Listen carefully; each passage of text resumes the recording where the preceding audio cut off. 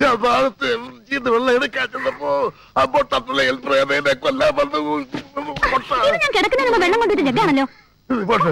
പല സ്വപ്നം കൊണ്ട് മനുഷ്യ തലയിൽ വെള്ളം കോരി ഒഴിച്ച് അവിടെ എനിക്ക് കിടക്കണം.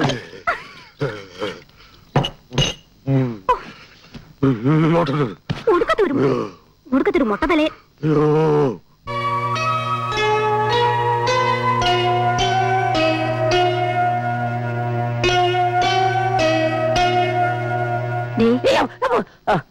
നീയായിരുന്നോ?